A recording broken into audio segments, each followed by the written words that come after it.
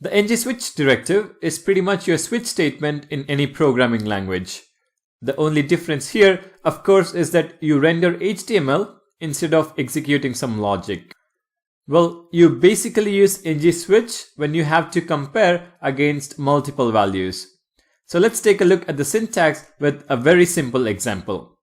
I'm going to show you a switch statement that displays if you picked the color red, blue, or green. First, let's create a new property. Let's call this color, and initially let this be set to red. In the template, I'm going to add a div tag that behaves like a container for all the switch cases. And this container is the element that we attach the ngSwitch directive to. So within square brackets, type ngSwitch. To this, we assign an expression. And in our example, it is going to be the color property.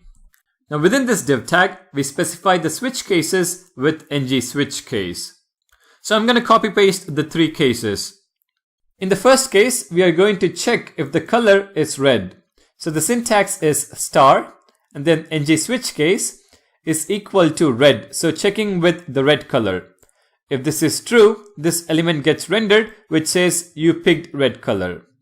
Similarly, we are also going to check with blue and green. So ngSwitch case is equal to blue or ngSwitch case is equal to green and the corresponding text. You picked blue color or you picked green color.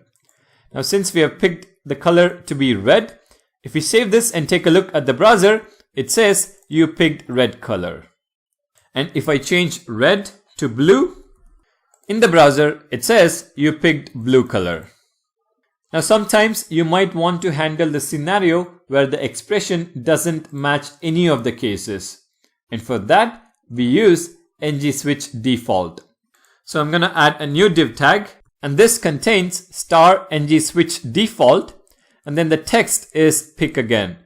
So if the color doesn't match either red, blue or green, this particular div tag will be rendered. So let me change the color to orange. If I save this and take a look at the browser, it says pick again, which is the default case. So that's all there is to the ngSwitch directive.